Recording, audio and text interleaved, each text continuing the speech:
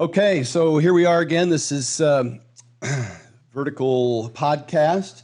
Stan Efferding, founder of the Vertical Diet, here with Damon McCune, my co-author, partner in crime, registered dietitian, UNLV PhD, exercise phys. Exciting day today for me. So going to take a walk back in time, back to when the dinosaurs roamed the earth, and invited a very special friend of mine to talk today. I figured it was fitting. University of Oregon just won the Rose Bowl this year, which was really exciting news. And it got me reminiscing a little bit back to over 26 years ago, when I was working with another Rose Bowl athlete from the University of Oregon. So I wanted to invite him on today. This is Dino Philyaw. And Dino, just give us a little intro of who you are and where you came from. And we'll get to talking and rapping about our history. Like Big said, I'm Dino Philyaw from Dudley, North Carolina. I came up to Oregon via Taft Community College. Prior to that, I was got dropped out of high school in the 14th round by the Cleveland Indians, played minor league baseball before I actually came up to Oregon. Played running back at Oregon and ran track at Oregon as well. Was drafted in the 6th round by the New England Patriots. So I played, a few years in the NFL as well. And I currently still reside in Eugene, Oregon, and we run a successful catering business. Awesome. Well, a lot of what I do here now is a lot of what I've always done, and what we did together all those years ago is just to try and help athletes. And I've worked with a lot of athletes over the years, football players, ever since our inaugural year back there in 1993, I think, when you and I first met. Yep. And ever since then, I've been working with athletes, high school, collegiate, and professional athletes, a lot of football players. And I get not just the professionals that reach out to me, but the parents of the kids in high school and college reach out to me for help with their kids. So I thought a lot of what we'll talk about today is going to provide them a lot of good information while we're kind of walking through this history. So I want to rewind the tape way back to 1993. You had come out of Taft Junior College. That was an amazing college for track. You and Keith were both running there at the time. My fans will know Keith Williams, who at the time trained with us and played football, also became a IFBB pro bodybuilder, and somebody I've worked with and been in the magazines, and we trained with Flex later years. We'll get to that, but that was someone that you trained with back in 1993, and it was actually in Oregon at the time we met, that came out of Taft as a sprinter. So it's kind of an exciting time. Yep. So that's kind of how was track at Taft? I heard it was savage. I mean, actually, originally how I started running track, I had a roommate, and Biggs would know him, Stanley Johnson. Yep. His girlfriend at the time was a track athlete from Louisiana. And Stan was like, hey, D, we should run track and help us with our football. I had never ran track. I had never been on a track. And so they talked me into, coming out. So we both originally went out just, to work on our speed. Well, me not really knowing how fast I really was, I was actually good enough to be on the track team. So I was good enough to actually be on the relay team, because the first race I ran in, I think I ran like 10.6, and I never ran before, ever been in a pair of blocks. Just jumped in the blocks and just the gun went off and I just ran and won the race. And from then on out, coach was like, okay, you might want to take this a little more serious. I think you have a little more talent. And I continued to run track at Taft. And we had guys that were, Mr. Ohio, Mr. Florida, Mr. Georgia, Mr. Texas. We had guys from all over the country that was exceptional. I even ran it with one guy that actually ran in the Olympics. So it was loaded with talent, loaded with a lot of people that had great opportunities after he left Taft. That was really good. So for me, running track was kind of by, hey, why don't we just come out, run a little track, and get faster for football? And that's really how I got introduced to track. Yeah, that's an important lesson to learn. I've always said that genetics reigns supreme. A lot of what we do in strength and conditioning is, we try and optimize talent, but we've said many times that the fastest kid in 4th grade is generally going to be the fastest kid in college. Right. And what you can do to optimize their performance from there is important, but that genetic predisposition is great. And you played sports, of course, football and baseball. all your life, so you had done a lot of running. But that's pretty incredible to have a 10.6 first time you ever came out of the blocks. And that even got better. So then you get to U of O, Yep. and you start running track for U of O. Who were you running for at the time? At the time, Coach Dillinger was our head coach. Coach John Gillespie was our jumper coach, and George Walcott, who's the head track coach at NCU right now at Northwest Christian, he was our sprint coach. And so he was able, with the limited time we had with sharing between football and track, I was able to get my time down to like 10.3. And so I actually finished second in Pac-10s back then. And the guy that beat me back then was Otto Bolden, the bronze medalist of the Olympics. Yeah, that name should ring a bell. Otto Bolden. Yeah. Yep. Anybody who knows track knows that name. He's the Olympics. And so that's who actually beat me. And I was a part-time track guy. And obviously he was a full-time track guy. And I'll never forget him telling me that I should focus on, running track. And back then I'm like, well, they're not paying track guys any money. So I think I'm going to stick with this other thing called football. And so that's what I decided to do, because track wasn't like, they weren't paying the money that they're paying kids now. I want to set this scenario up because you mentioned you ran for Bill Dellinger, and he was a 5-time NCAA champion. He was a coach for the U.S. Olympic team. He was arm in arm there with Phil Knight, creating that University of Oregon. For those who don't know, it was nicknamed Tracktown USA. Yep. Which reminds me, is that pizza place still up there? Tracktown. Which one?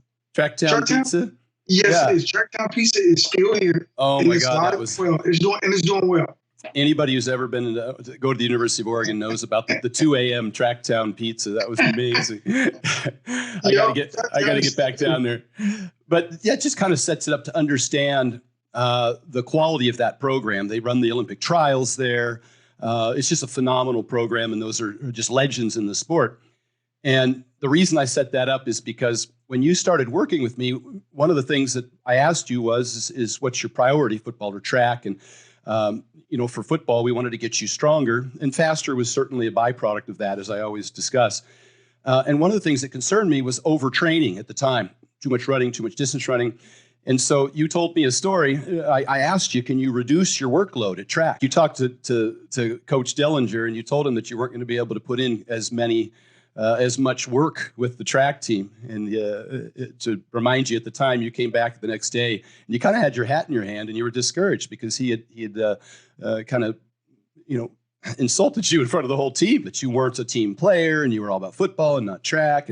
But you and I had met up beforehand and talked about how that was going to make you a better track athlete, because we had to consider your entire workload. So see if you remember that conversation. And I do. And I think, and what you find is in athletics, and now you see it a lot more even in high school, where coaches are wanting the athletes to themselves. They're not wanting to share them. But what they don't realize is, and the one thing that I learned from Biggs years ago was, it's not about the quantity of what you do, it's what you do. And you have to rest. Your body has to rest. And I used to tell people, your body has to listen to your body. Your body tells you everything you need to know. So, don't overdo what you're training, because your body has to rest and recover was important. So I almost felt like it was almost like going backwards in time, because I felt like, well, the more you do, the more you gain, but it wasn't, because the less we did, but we was effective with what we did, we had bigger gains. So I'll never forget, even going into my junior year, we didn't do a ton of high reps, or we worked out every day. We had a body part and we worked on it. And I'll never forget, going into my senior year, I went from 175 pounds to my senior year, I put on an extra 15 pounds of muscle that I hadn't got before. And this was after leaving Coach Radcliffe, which a lot of people know, Jimmy Rad. He had a great program, but it wasn't, you weren't going to gain muscle as much as you was going to gain flexibility and endurance and, this long-term tight strength instead of size, size and more strength. And I got bigger and I was faster when I trained with Biggs. And we didn't work as hard. Well, we did work hard. There was days where we did throw up, but we rested though. The rest was huge. Yeah. And so that was important. Can you kind of, maybe for the parents out there, people that aren't really heavily involved in athletics or college athletics, can you kind of give an overview of what the actual schedule is like? Because a lot of people may not be aware, these programs are kind of condensed in terms of the time they get to spend with the athletes. And so some of this may get condensed into certain time periods. And so what did that kind of look like for you? And back then, what did it look like in terms of like nutritional coaching? Okay, so I mean, back then the nutritional isn't actually back then the nutrition part I got from Biggs. So we didn't really have a nutritionist back then. Right. Now we actually have an on-staff nutritionist, and Biggs would, and he'll tell you, when it came to eating habits, I was the worst. And you had Keith. Keith was like he'd follow it down to a dot. And I was like, I had to cheat a little bit. It's like, dude, I need a little more of this. I need a little more sweets. And back then I might have a couple of drinks, but diet for me, because I was already pretty lean. But for me, I get loose a little bit because I wasn't as how do I say it? Because we didn't have a nutritionist, so it wasn't about okay, you need to. Because now they have it where every single kid has a file, right? When they go into the cafeteria, there's a scale. There's a file. They have their own box with whatever vitamins and nutrition they need to take, all the way down to where they need to be at each week, how much intake they need to have, how much food they need to eat. And so one of the things that I can tell you what Coach Cristobal changed up here at Oregon was we've been catering for the team prior to that.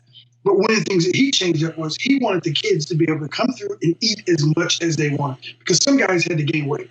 Some guys had to lose weight. So there's always so much protein that we had to have out available so that those guys can get their gains. And so even with your shakes, like certain guys have certain type of protein shakes, with so many vitamins and calories that they got to take every single day. And they have this one nutritionist. She has an assistant too, but she monitors everybody's intake every day. Yeah, and they literally know where these guys are every day. We didn't have that. All we had was we just had a training table, and it wasn't even year round. So it was like sometimes Biggs would tell you he fed us a lot of times. I mean, because we were starving, so we didn't get the intake that we needed to get back then. So back then they didn't have the resources that they have now, and the reason why a lot of kids get gains when they get to college is because now they have a nutritionist on staff that give them the nutrition, that gives them the workout that they need to be on, and even the guys that are overweight, to help those guys slim down and build muscle instead of fat. They have that person that's dedicated to making sure that each player gets to the optimum weight where they need to be. Man, there's so many important things that you said there. Backing up to when you talked about the fact that the coaches wanted you to all to themselves. What we know now is the multi-sport athletes, the ones who play 2 or 3 sports in junior high and high school and even college, become the better athletes. Yep. And so specialization is not encouraged now. Of course, back then we thought that if you played one sport, you'd be better at that sport. Now we're seeing that's not the case. Nope. So that was pretty important. You also mentioned with respect to the fact of just your diet and your recovery days. I always said back then to you, you don't grow in the gym. All you do is break down muscle tissue. You don't grow in training. Right. And so we had to find out, we had to maximize the days off, the growth days. And you said something there that I recall. I used to bring food to you guys. I had this huge bag. And at the time, a lot of times it was shakes, post-workout shakes. Yeah. It was calories. And I'm kind of known now as the guy, shakes are for fakes, eat steaks. I'm not a big fan of people pounding down protein shakes all the time because I don't really look at them as supplements. I look at them as food. Yep. And if I can feed you food, which I would often do, I try and get you guys to eat. And I remember at the time telling you, and now I'm kind of known for it as well, that you weren't going to get big on just boneless, skinless chicken breast. Nope. And I wanted you out there eating the skin and the red meat and I needed to get calories in you guys to grow. I've been harping on that for now, 30 years. And so that was one of the big things is that we gave you more time off and I tried to feed you as much as possible. And then we did those little, like you said, those workouts were intense, but they were brief. Yep. And it was just creating a stimulus. And then you had to go to coach and say, look, I can't run all around. And what was really interesting about that is if you've ever seen Bo Jackson's 30 for 30, when Bo says, and he goes to his coach and he says, hey, coach, I'm not running all them laps. It's just really unnecessary. And he's Bo Jackson, so he can go do that. But at the time that you tried to present that scenario to your track I coach, couldn't do it. well, he was harsh on you. You did it. You held to your guns, because we talked for a long time before that meeting, and you were really discouraged when you came back and talked to me. But and we discussed the fact that how important it would be and how you would be better, and just to hang in there. And you did. You didn't do the long distance stuff. You were just doing your 40s and All your the short 100s. stuff. Yep. You didn't do 7 days a week of running. We cut it back to half that. And like you said, you started gaining muscle and strength, and you got faster and stronger. What happened when you actually did go back faster and stronger and took second in the Pac-10 championships?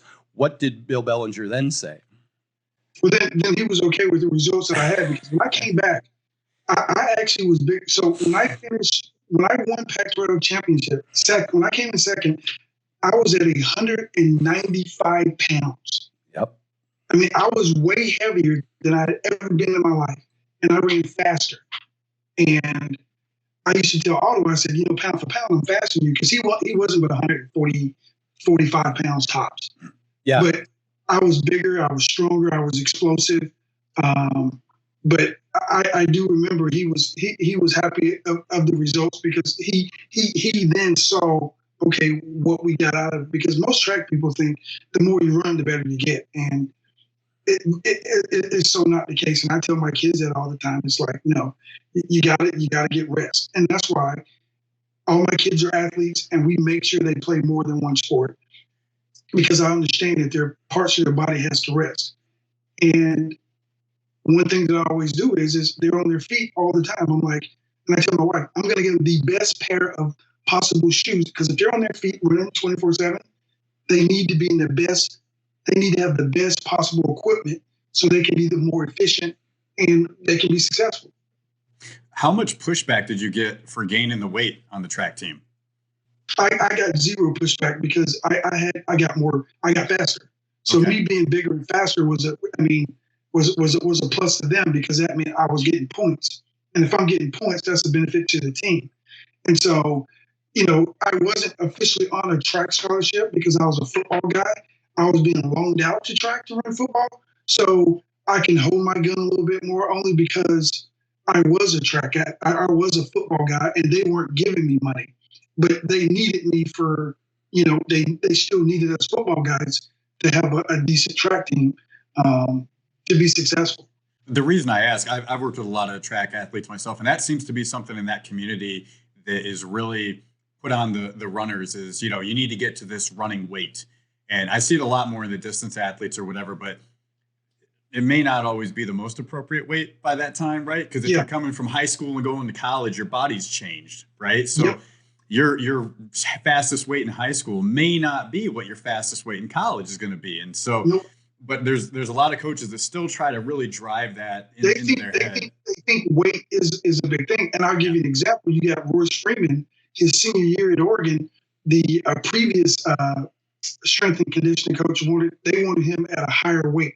So they felt like for Royce to be more efficient, he needed to be heavier.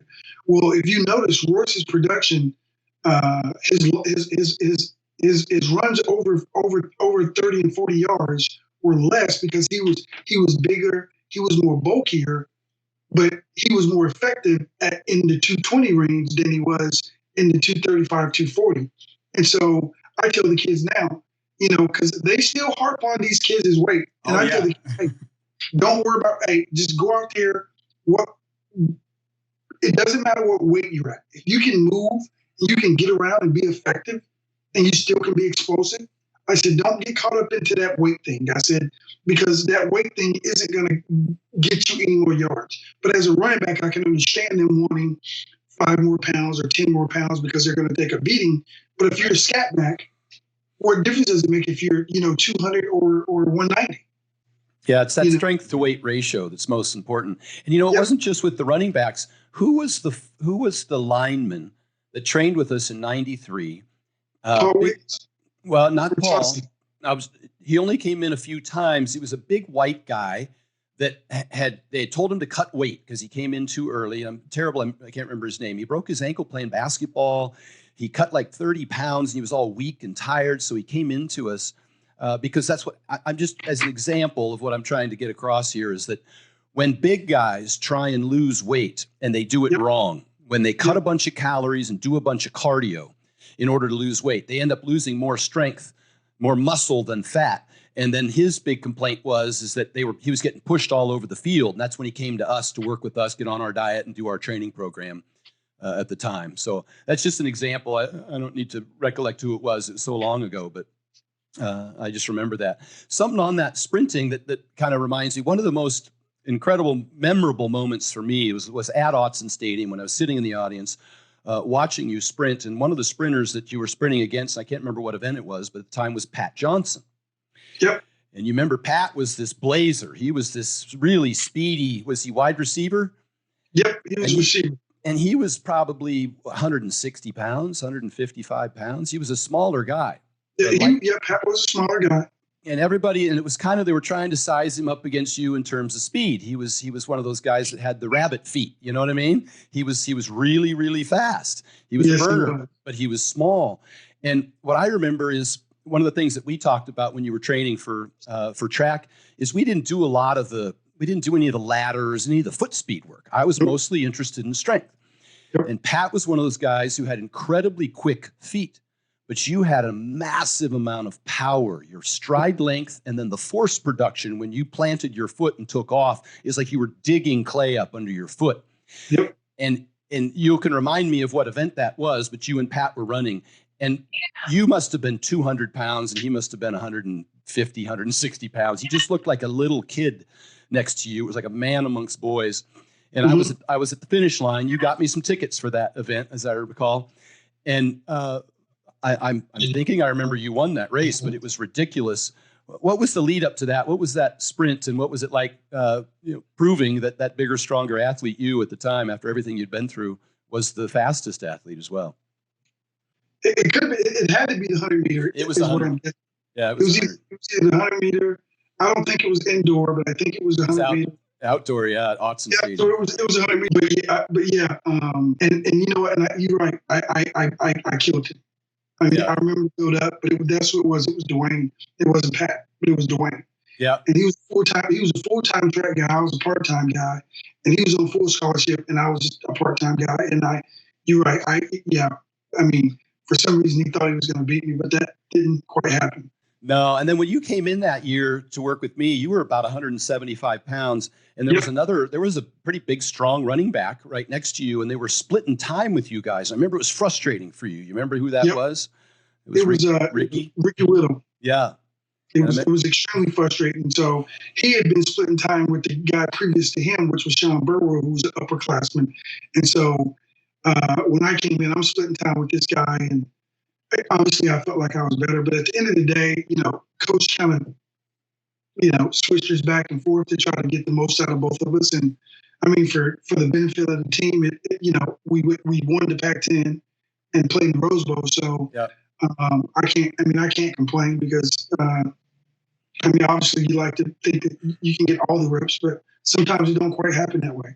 Yeah, but at the time there was some concern as to whether or not you were going to lose some playing time and they were going to pick him. And as it turned out, you added that weight and that strength and that speed and that size, and they started playing you more. And then you led the team. You set a record for the most touchdowns in a season that year. Yep, and went to the Rose Bowl. So it's pretty phenomenal transformation. These are just memories that come to me from all that time back then. Things that happened. I remember the emotional part of it at the time. Well, you was the sounding board back then. That you was my outside of my only confidant, because when I first started working out with you, I was the only person. I was the only guy that did my own thing. And once everybody else started seeing how I improved in all my gains, now you had everybody in their mind. Now they want to come over and work out. I started this on my own, doing my own thing outside of over here. And I had my own person help training me mentally and physically. And once everybody started seeing that, it was like, whoa. Yeah, it exploded from there. You brought Paul Wiggins in, and then the Malapi brothers came. Pulo and Tassi and Steely started training with us. Achilles Smith started training with us. We had a hell of a group there for a while. Well, and the proof's in the pudding. So take us to the next phase there. You you guys win the Pac-10s, you go to the Rose Bowl, and it's draft time. Yep. Talk us through your NFL portion of this history line. Well, I mean, what I started doing was I started focusing on the combine and getting ready for it, and knowing all the things that I needed to work on for that. And I knew that, once I went to the combine, I needed to perform. And I knew that I had an idea of what they were looking at me for, which was I was probably going to be a third down situational type guy.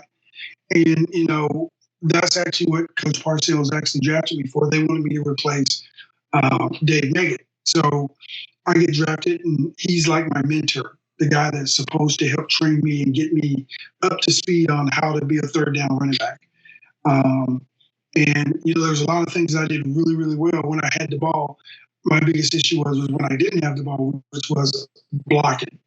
And blocking is more mental than it's anything else. But when I had the ball, I was just as good as anybody else we had. And so I was on that same draft class with it was Ty Law, who's a Hall of Fame defensive back, and Curtis Martin, who's a Hall of Fame running back. So we played in the same backfield together, and we still talk to this day, me and Curtis does. But athletically wise, speed wise, size wise, I mean, there wasn't much difference. The only difference was this. And so sometimes when you're training, you have to train the mind just as much as you train your body. And those are the small things that give you the edge over the guys that you're competing against. Well, and anybody who knows the name Bill Parcells knows it's no picnic to train for him. What was that, or to compete for him? What was that like? Mentally for him, and I'll never forget what Coach Parcells says. He said, the more you can do, the better opportunity you have of being on my team. He's like, I need guys that can do more. And he was a psych major, and he would study guys as, how they thought, how they trained, why they did things. And he didn't treat everybody the same. His motivation was different for every single guy. And we might be at practice, and he might be chewing me out right after practice. He's talking to me like we're best friends and giving me a ride up, and we're all chum. But he was all about trying to get the most out of each guy. And he would always say, he said, the day that I stop riding you is the day that I've given up on you. And so I always would feel encouraged knowing that, my coach is telling me that as long as he's riding me, that means that he's still in my corner. And so when I remind kids of that, the day your coach stops pushing you and encouraging you, they've given up on you, But the one thing you got to always realize is you can't give up on yourself first, because they see it, they smell it, everybody sees it and smell it. So I remember one of the biggest benefits to having, me there training with you is because I did everything you did and set kind of the pace as far as I was stronger. Running too. Yeah, we got to tell that story. But we had Keith there too, and Keith was just an unbelievable workhorse. Yep. And as it turns out, and you might recall, you guys competed on every single set, every rep. You watched each other. The exact same thing happened for me 15 years later when I trained with Keith, when Flex Wheeler trained us for our IFBB Pro bodybuilding competitions. Keith and I went head to head, every set, every rep, every day. We timed each other's rest periods. We counted every repetition, whether it was a full rep or a half rep. We called each other out if it wasn't. And it was brutal. And it took me back to when you and Keith did that to each other. Even though you weren't playing for the same team at the time, you were going to U of O, and Keith, I think, had a Minnesota opportunity or something like that at the time, as I recall. But what was that like? Because I felt like you gave more than, I didn't know your history, but you gave so much more than you might otherwise have given in a group setting at the university, possibly. Well, the unique thing was, we came from a junior college where we both played the same position. Yeah. And competing, if you're a competitor, you don't want your counterpart to do more than you. And what we did was we would push each other. We pushed each other as far as we could go. And the beauty behind that is we always knew that when we left the gym, we gave everything we got. We would work out so hard, we would either throw up, cramp up, because we was pushing ourselves to the limit. We knew what our limit was because once we got to our limit, we couldn't do anymore. And we knew that. And that was the beauty behind having someone that wanted it just as bad as you. So our atmosphere, if you weren't a competitor, you couldn't work with us because we would go. I mean, we didn't have guys that would be like, you win. You were going to beat us with every rep. You had to beat us, and we would hold you accountable. If you did a half rep, nope, that was a half rep. You didn't go all the way down. That wasn't a full cycle, nope. And but what it would do was it if you wanted it, you were throwing up, you were locking up, you was cramping up. I mean, you was getting water thrown on top of you. You was stretched out, laid out, just trying to figure out, hey, maybe I went too hard. No, you didn't go too hard. You went as far as you can go. You went to the edge. Yeah, it makes me laugh because do you remember how many guys, I can't count, would come down and because you'd go back to football practice and the guys would see what you had accomplished and and then a lot of them wanted to come train with us. Yeah. How many different guys, as you recall, came in and did one leg day with us, went out back and puked, and we never saw them again. And that's when you found out who was real and who wasn't real. Everybody wants the benefits of what it takes to grow and to better themselves, but everybody's not willing to do the work. And we had quite a few guys that it was too much for them. That was too much work for them. And the funny thing is you look back in life and those are the same guys that are still trying to figure out how to get over that little hump because it's just a little too tough for them. And the neat thing is when you push yourself to as far as you can go, there's no regrets. And that was the beauty about working out with Biggs back in the day when all of us was together and we was training. We all had a goal. And our goal was to be the best. And Big's job was I'm gonna give you every tool and opportunity to be the best you can be, from getting enough sleep, eating right, to train the correct way, getting enough rest, and eating as much as you can. And he knew we didn't have much. I mean, we had a Wednesday pizza night at the DAC. Come on, Biggs, let's go. We're going to go all you can eat pizza on Wednesday nights at the DAC. We go eat pizza. He fed us so much. I know Tracy at the time, the gal that he was with, was like, hey, you can't keep feeding these guys. I mean, I know he got in trouble a few times for he took care of it. Well, calories are king. Calories are king. I knew how important it was. I was breaking you down. I had to build you back up. And that's one of the messages I keep trying to get across to these athletes and coaches and parents is that, man, you got 1 or 2 hours a day you can invest into training. And then the other 22 hours you need to spend recovering. Remember, I used to dog you guys. It was really hard with the Malapi brothers. Every Friday and Saturday night, I'd be all over you guys. Hey, get to bed early, don't go out. And of course, the Malapi brothers would always be out at the clubs every Friday, Saturday night. Oh man. Yeah, still are. They were fantastic. Great. They're great. They're great people. I tell you what, they're great family guys, but training right isn't for everybody. And, you always want to know how hard people want to work. Everybody wants the benefit of being the guy.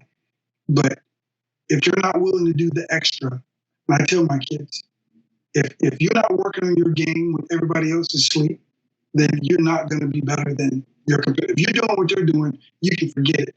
You've missed the boat. Yeah. And at the time I was training, I wanted to be a pro bodybuilder and a power lifter at the time. And people always ask me, why are you training with the football players and not with the bodybuilders? And so because the bodybuilders don't train as hard as these guys. I just wanted to find the hardest training people I could. And you guys train incredibly hard. And that's what was you train really hard. You like, dude, is he trying to hurt us? This is a lot. He's like, no, you can do it. No, you got it. Biggs, no, you're good. You got it. It's like, okay. I remember the whole gang. I brought my Jeep out to the parking lot across from Autzen Stadium, and Kevin Parker and Paul Wiggins, and we all went out there and started pulling and pushing the Jeep across the parking lot as part of our training session.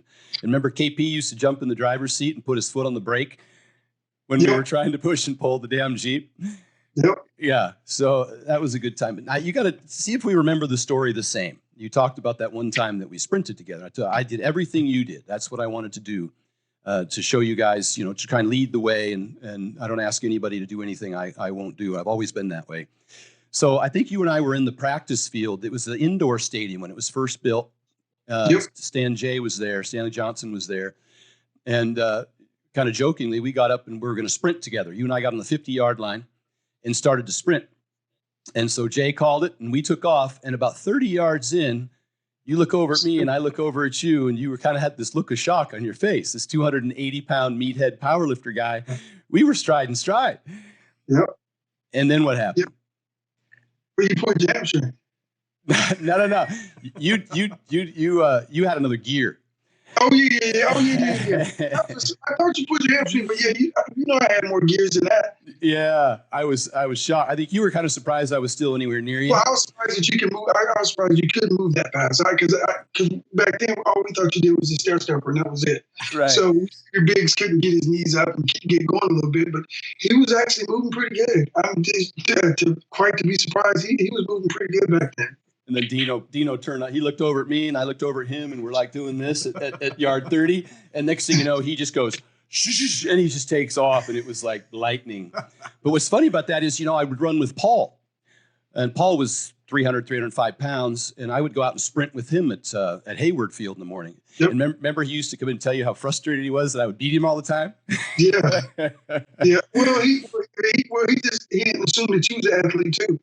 Yeah, I played soccer since I was 6 years old, so I did have a little bit of wheels left, even though I was 280 pounds. But it was fun. It was part of the process, I guess, is the point. I used to go out with Paul in the mornings at 6 a.m. and block with him too, and that wasn't very good for me because he was just oh my God, he had those long arms, and he was about 6'4", 315 pounds, and he'd been playing that position since he was 6 or 8 years old.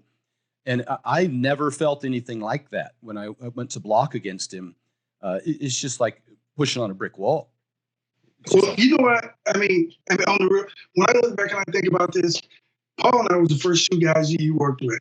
Yep. And that Biggs worked with. We were the first two guys that he worked with over there, and both of us were draft picks. We both of us got drafted. Paul went from being soft to filling out. He was a round guy. He went from being a soft round guy to a defined big guy that played offensive tackle. I can credit my gains to Biggs. For me, I can. And I'm sure Paul probably can too, because we had to get something different. We had to train different. We had to be a lot more serious about what we were doing because back then, we didn't have the resources that, even though we was in a Power 5 school, we didn't have the resources that the kids have now. And I talk to the kids on a regular basis, and I'm always in the kids' ear talking about getting rest, making sure that they do this, take care of their brand, and just doing all the little things. We didn't have that. We had it when I met up with Biggs. That's when we got that other side that the kids are starting to get now. That a lot of them don't realize how important your diet is, how important your diet is to healing when you get injured, what you're eating, how much rest you're getting, not overworking yourself. That's what most of the kids don't understand, is eating right, training right, getting the proper rest, and just doing the little things to allow yourself to be successful. Yeah.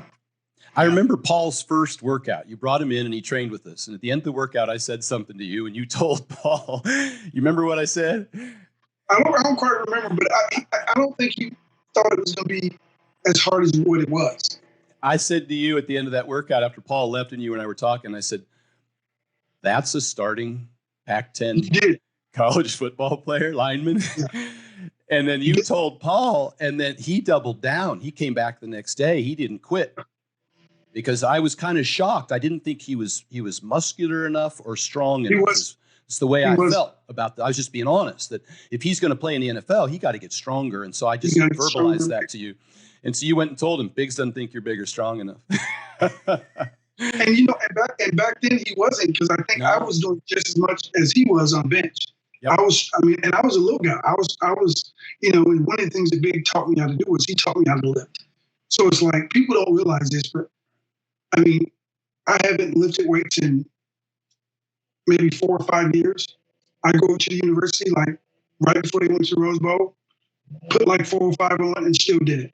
Yep. Because I know how to lift. I know how to, my technique is on point. I know how to get up underneath that weight, and I know how to push it. And so, and I haven't lifted in 3-4 years. Yep. You were And the always last really time strong. I did that much weight was when Biggs came down years ago when me, you, and Paul worked out at Goes. That was the last time Yep. I had worked out that heavy was then. And before that, I hadn't worked out. It had been a while before I had worked out prior to that again.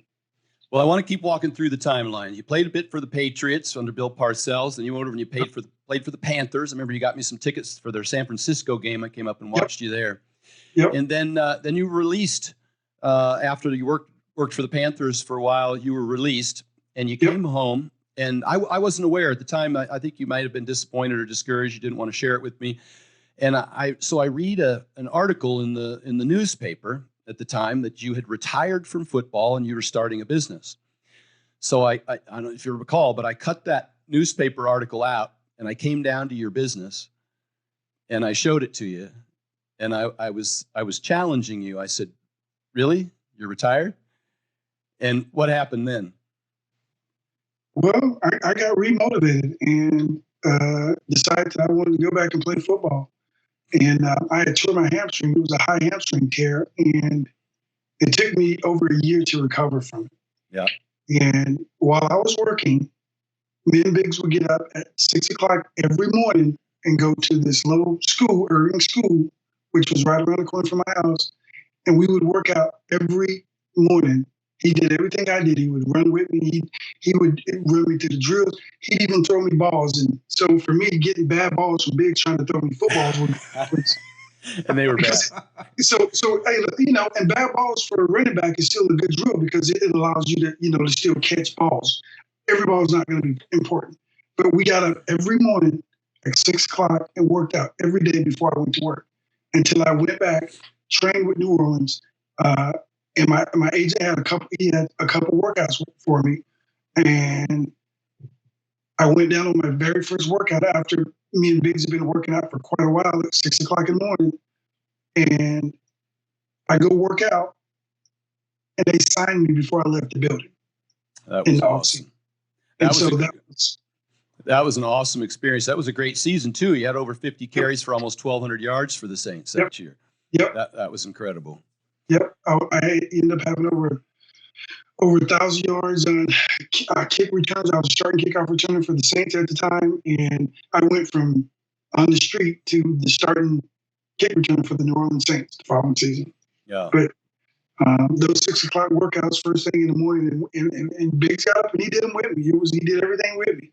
And I figured if he wanted it just as much as me, then I can get up and I can go out and I can work and do what I had to do to be successful. I'll tell you a story. Nobody knows this, and I'm not gonna mention any names because it's still kind of in the works. But just before Christmas last year, I was reading a newspaper article, and I don't really follow football much now. I work with Lane Johnson from the Philadelphia Eagles, offensive lineman. Did his nutrition for him last year and been helping them out. But other than that, I don't really watch much football. I work with some other football players as well, but I'm not a fan of the sport necessarily. But I'm probably on Yahoo News or something. I see this article about where are they now, and we're talking about an athlete, a football running back, quite a good one, had a 1,200-yard rookie season, but he got cut. He was overweight, and I just sent him a DM out of the blue. I got onto Instagram just after reading the article. Don't know him from Adam. Never met him. Never talked to him. Didn't even know who he was. And I sent him a DM and I said, "Hey, you want to try and get back into the league?" I told him who I worked with and that I could help him with his nutrition. And just after Christmas, he sends me a DM back and he says, "Hey, yeah, I'll give it a try." So I've been flying down there once a week now for the last 4 weeks and will continue for the next 3 months until tryouts late April. And I haven't disclosed yet who it is and what we're working on because it's real early in the game. But it's just a passion that I've always had. I don't get anything out of this. This isn't, I'm not tied to his contract or anything. It just kind of took me back to that very moment when I read that article and I came down and talked to you and we started training at 6 o'clock in the morning. Here's an incredibly talented individual who either, suffered an injury or, in this case, just didn't have the right nutrition program or the right discipline or knowledge with respect to his diet. So, I just think it's incredibly, it's a great opportunity for someone who has the skill. Obviously, you've been playing football since you were 6, and this running back's been playing since he was 6 years old too. And if somebody comes to me for help and they don't have the skill set, there's very little you can do in a short period of time.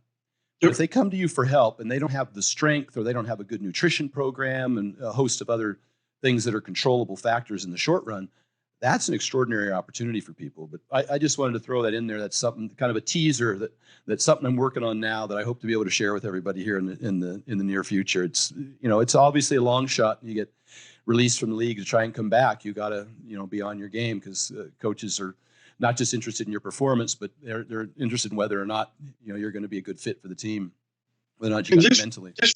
Just remind him, Biggs, that this kid, just remind him that it's not going to go as he thinks it may go, but just let him know that mentally he has to realize that any rep that he gets, he has to be impressive. Anything that he do, he has to be impressive. And remind him, when he gets that opportunity to get back in that building, remind him that, hey, what it felt like not to be in that building. And so what he has to do is he needs to beat the coaches there, and he needs to leave after the coaches leave. First one in, last one out, and they will see it, but he has to put that time and effort in, because he has the rest of his life to run the streets, hang out, or do all the other unnecessary things. When you think that when you're in the NFL, you're supposed to go do all the other things that come with it, which is hanging out, going to parties. And when you look and you see the guys that play for long periods of time, they're the guys that take care of their body, they take care of their nutrition, they take care of their financial part. And then later they decide to start doing all the business stuff. And if they want to hang out, they can hang out. But by then you're just kind of over it, because you knew what it took to get where you were going. So if he goes back with the right mindset, and it sounds like he might have got there and got comfortable and forgot what it took to get his mind right, his body right, have the right nutrition, make sure he's getting enough sleep, make sure he's training the correct way, make sure he has the right people around him. Those things are important. People that, if they're not adding value, they're taking value. So just make sure that he has that good core group of people that believe in him and expect nothing but good things for him in return for their support, and that's it. That's an important message on a few things. One, you said when you were coming up in football at the University of Oregon, they didn't have the training tables, they didn't have the organization and the monitor and the supervision and all of that. This athlete's a younger athlete who had all of that in spades. He was followed around everywhere and told what to do all the time, and Wow. never had to make a personal decision with respect to his whole college career, et cetera. Then he gets to the NFL and nobody's really supervising. You just have to be there on time. So Nobody's monitoring his diet. Nobody's monitoring his sleep. You know who was really good at that? And you followed the team closely over the years. You're still there in Eugene, Oregon, and you still participate with the team. Chip Kelly, when he was running the Ducks, he tracked everybody's sleep. He had bed monitors. Like you said, they tracked every meal, how much they ate, all of that. And then when he went to the Eagles, he didn't have control of anything off the field. And everybody's like, oh, well, that hurry-up offense didn't work in the NFL. I think it had a lot less to do with that and a lot more to do with the fact that Chip, had controlled the athletes to such a degree that he had made them better athletes. Kind of what I wanted to transition into next was the difference in the training between the athletes historically at university had been a bit smaller and a bit maybe better conditioned, and rightfully so, because they ran the hurry-up offense. The problem was, and we saw it, I don't know, it was 5, 6, 7 years ago. I don't remember specifically because I'm not too avid a football follower, but I remember that the defensive line was getting pushed around. They were getting driven down the field by some of the big, the big Midwest colleges. Yep. And even Stanford. Yes, yep. And that started to be a problem, and that's kind of what got people transitioning into these bigger, stronger guys and brought in the whole new strength team, which you mentioned earlier, headed by Aaron Feld and Jeff Eaton. Name some of these players in the transition that occurred. These guys came out of Carolina, you said? Well, actually, Coach Field, he came from Mississippi. Well, he played college ball at Mississippi State. He was a long snapper. Okay. He ran into Coach Cristobal at Alabama. Yep. So he went from Alabama to Georgia, and then he came out here. Well, one of the things that when Coach Taggart originally came, the stigma on us, because Coach Cristobal came with Taggart the first time out. Well, the stigma was our guys were soft. They were soft, and they weren't strong, and they weren't big.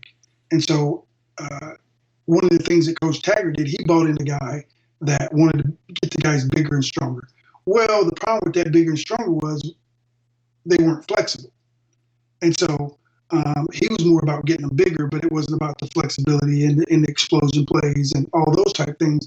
And so what Coach Cristobal did when he brought, Coach Phil in was to create the explosion and being strong and getting mass. Because Coach Phil he's about explosion. He's about, just bam, just knocking the guy off the ball, being explosive. So everything that they do now is about explosion and gaining girth. Like, and I'm giving you an example. You look at Justin Herbert. Herbert prior and Herbert now, he went from a guy to a dude. I mean, if you see him now, he looks like a dude. And that's from the program that transformed his body into, he looks the part of an NFL all-pro quarterback. He looks the part. Every single player we got. I told Coach Phil not too long ago, I was just thanking him. I'm like, hey, just watching these kids, when these kids walk around the community now, they look like football players. Yeah. They look like football players. Before, they can blend in and you wouldn't know who was who. But now they look the part.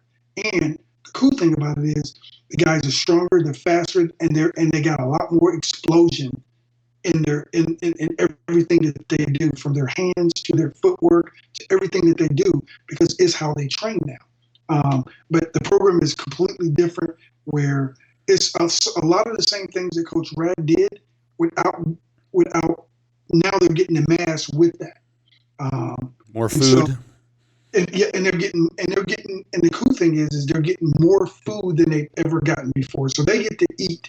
These kids get to eat as much as they want. When we cook for them, it's like we put the food out, they get to eat. Like, they get to eat as much as they want and then they get to eat as much as they want. And then guess what they get as they're walking out? A to-go plate. Yeah. They got a to-go container to take food with them. And that's something new in the last, I'm going to screw up the year here, but the NCAA, they used to regulate very highly how much food the athletes could eat. And now recently with the deregulation, they can do that. But I mean, as much as they want. Yeah, it used to be scrutinized bad. They bring in pallets of fluids for these guys to take. So these kids will be leaving with maybe a couple cases of Gatorade each, leaving the facility. They make sure that they stay hydrated. They make sure that, it's unreal. I'm just kind of like, oh my God, what? Is somebody taking time? But they make sure that they're hydrated. They make sure they get as much food as they need to get. They make sure that these kids never have to worry about being hungry at all. They get a lot of high calorie stuff as well. Yeah, I came up to Oregon a few years ago, and you toured my stepson through is it the Knight Center, the new $60 million? The HDC, they call it the Hatfield Dowling Center. Yeah, that was Phil Knight's $60 million facility. Yep. And a couple of things that stuck in my head in particular, other than the fact they had football leather on the walls of the media room and those big Ferrari leather embossed Oregon seats in their in their big video hall. Two things that were huge. One, they said they flew in cooks from culinary school back east to cook all the food, and their training tables were ridiculous. And it wasn't macaroni and cheese and stuff. It was salmon and steak and chicken, and they had just massive amounts of food. And I think on the wall it said something about eat to grow or eat to win, a big, written on the wall up there. And they tracked all of the players' meals as well. Like you said, they have a monitor. The other thing I noticed is that when the players came off the field, before they got to the locker room, they were handed shakes. That they had a whole group of people back there making shakes and writing their names on them. And I leaned over and asked one of the guys that was prepping shakes for the players so they could get them. They're supposed to drink them before they go to the locker room, and then they can go change and whatever, and then they have to go eat after that. Yep. And that was every day after every practice. And I leaned over and asked the guy, so what kind of mixture? He goes, well, some people have their own special shake. And he goes, but a lot of them are just chocolate milk. I thought that was funny. that they were just trying to give them calories, just salt, protein, carbs, just right after training. So that's been a huge. And they still do that till this day. And right now, I think Jumbo Juice is the one that supplies their shakes now. So come out. There's Jumbo Juices all ready to go, and the guys come out, and then they might have some supplements that they might have to take too as they're coming out for replacement too. So I mean, this nutritionist thing is like, whoa, it's kind of a big deal having someone to monitor these guys' weights and gains and losses. And I mean, I'm gonna be honest with you, it's unreal how they try to maximize these kids' potential with making sure that they're well taken care of. Well, and it's very different from school to school also, because I know here at UNLV, I was pretty much the first one that worked with our football team closely, and that was in 2015. I mean, we're talking very recently, and there's a lot of other colleges out there that don't necessarily have the resources that U of O does. And that's what it's about, resources. Yeah. And so that was a big part of their recruiting was us. Like if you come here, for the Mountain West, like we were one of the only schools that they were going to get access to somebody like me who was going to help with their nutrition, and it's a big deal because there's a lot of schools that still don't have that. So they don't have a nutritionist either.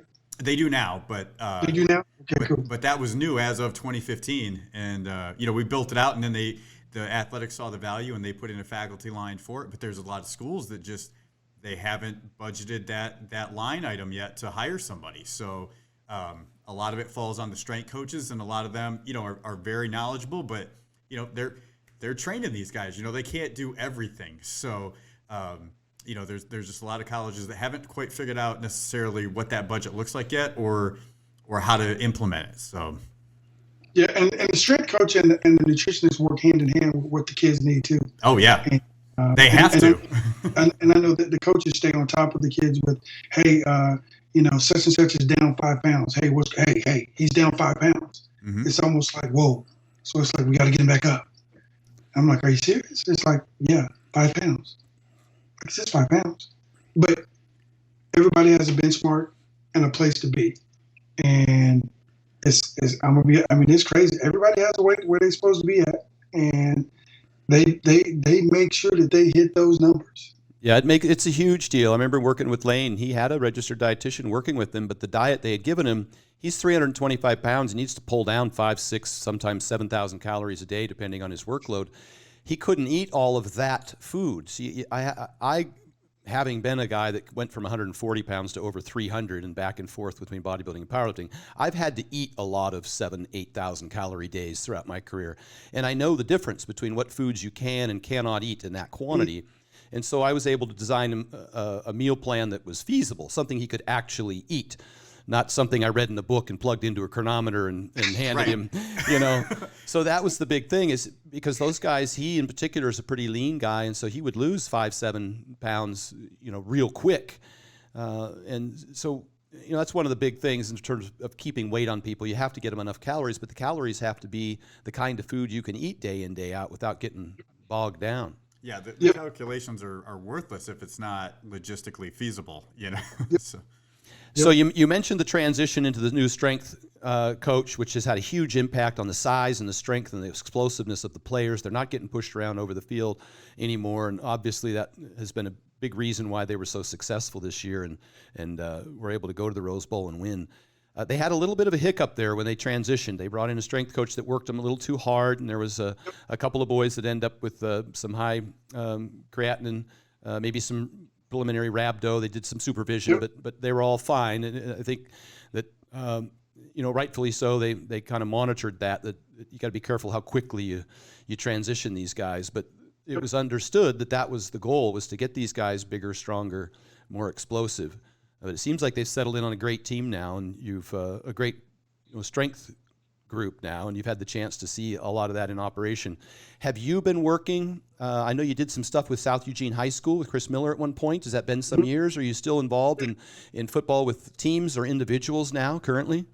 Well, we're not individuals. The most I get involved now is I get the opportunity to feed the kids a lot. It's huge. So we'll feed the kids, whether it's some victory meals or Thanksgiving meals or just meals. Yeah. The post-game meals. We get to feed them. And those are usually those high calorie counts where we bring in tons of mac and cheese. So they might go through like 8 or 9 deep pans of mac and cheese, Right. where a normal single amount of people will go through like 3. But they can get as much mac and cheese as they want. Collard greens, beans, candy yams, brisket, chicken, fried fish. I mean, ham. Turkey. You name it. We get the opportunity sometimes to get to feed these guys, and we're like that big cheat meal that they get, where they get to get, Right. hey, they get excited. Man, Philyaw this year. Oh, okay. They get all excited because now they know that they get to get something that they don't get every day, which is on that meal table. It's like going to the school cafeteria. After a while, you're like, this again, or ribs. So when we cook for those guys, we try to make sure that they get enough protein, because they have to eat more. Even basketball, we cook for them too, and we cook for track. So we typically get an opportunity to make sure these guys, and then we know how they eat, and we know what we can put in the food. Like there's certain requirements that they have to have, and so we've done it long enough now. We cooked some so many times that we know what the expectations are for those kids. And it's actually cool because then you get a chance to meet kids. I get to meet, all the guys, some of the guys before they even get here. I meet them on a recruiting trip. I meet their parents. I get to spend time with them. Because if I'm catering the food, then, I'm there. Well, and you're part of the value of the program. Because right. They get access and that's to you. Cool, and that's the cool part about it is we got a legitimate company, and we do a lot of cooking for a lot of people. You name it. We get to work NCAAs for track. We did that for 7 years until they had to redo the new stadium here. So we were the caterer feeding all the coaches and administrators for 7 years when NCAAs was here. So it'll be back next year, and we'll be back on feeding all those 350, 400 people a day for 4 days in a row while they're here for NCAAs. And so the cool thing is you get to work with these guys, and you know how they eat, because those coaches are former athletes. Nothing changes. So you know what type of food they want, how much of it, and you just make sure that that's there and available for them. That's awesome. One of the greatest memories I had with working with you guys was the time that you had me run down with the team. Of course, you probably couldn't get anybody to do that these days, as locked down and as big as the Autzen is and everything. But you guys had me run down the tunnel onto the field with the team, which I thought was an extraordinary honor. And then all the people that were seated, all the student section that were seated, were reaching out, high-fiving everybody as we went by. And that was kind of, it's electric in there. Obviously, the stadium, it's so motivating. It is. It was just an awesome experience.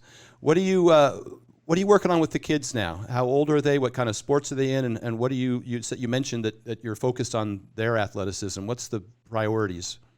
So right now I have a 4-year-old, an 8, 11, and a 12. And my stepson, he's a junior in college. And so with all the girls, they all play soccer. They all play competitive soccer. And then they'll do some swing sports like some basketball or a little softball. But she'll swing that in there. But my middle one, she plays year-round. So she just started back practice last night. And the cool thing was she was excited to get back out there because she's been playing some basketball. And she's still playing a little basketball. But we're kind of giving her a little bit of both where she can go in and out. But one of the things that's important is my wife does an extremely good job of feeding the kids and making sure they have hydration in bottles when they go to school, when they go to practice. She makes sure they have a snack.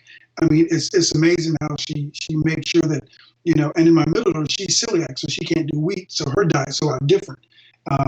Our diet is the same now because now I can't eat wheat.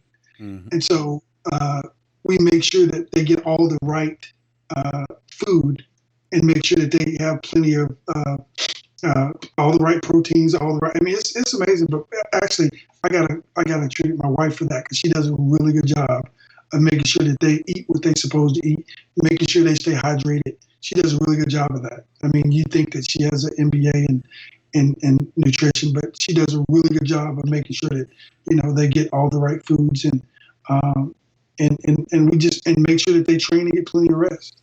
Yeah, that's important. You said two really important things there. One, they get plenty of protein. One of the foremost researchers on protein is Dr. Jose Antonio with the International Society of Sports Nutrition. And I had the opportunity to listen to him at the NSCA conference this year, and he was talking about, he has 2 college-age athletes that play sports.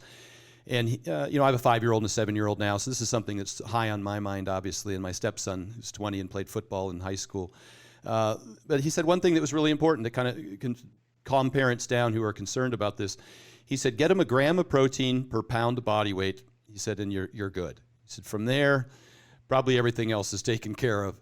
And so when you mentioned protein, that's one of the keys in order for a kid to grow up through adolescence and the teenage years and to maximize their genetic potential. They just need adequate protein to repair and to build and all of that.